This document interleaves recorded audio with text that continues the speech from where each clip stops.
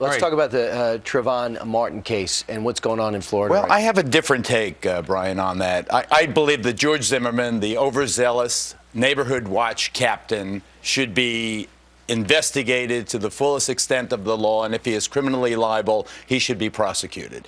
But I am urging the parents of Black and Latino youngsters particularly to not let their children go out wearing hoodies. I think the hoodie is as much responsible for Trayvon Martin's death as George Zimmerman was. What do you mean? When you see a kid walking, Juliet, when you see a kid walking down the street, particularly a dark-skinned kid like my son Cruz, who I constantly yelled at when he was going out wearing a damn hoodie or those pants around his ankles, take that hood off. People look at you and what do they think? What's the instant identification? What's the instant association? It's those crime scene surveillance tapes. Every time you see someone sticking up a 7-Eleven, the kid's wearing a hoodie. Every time you see a mugging on a surveillance camera or they get the old lady in the alcove, it's a kid wearing a hoodie. You have to recognize that this whole stylizing yourself as a gangster, you're going to be a gangster wannabe, well, people are going to perceive you as a menace. That's what happens. It is an instant reflexive action. Remember Juan Williams, our colleague, our brilliant colleague,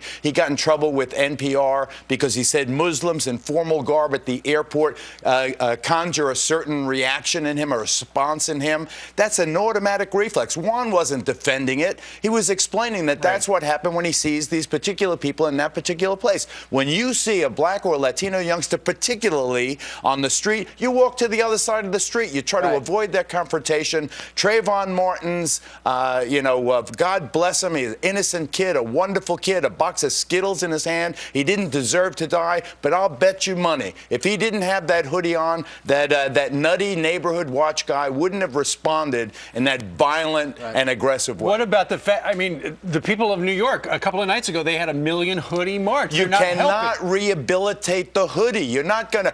I understand that the reaction might be overzealous or even irrational in some extent. I mean, when you look at the statistics, it may be, but you're not going to rehabilitate the hoodie. You're not going to.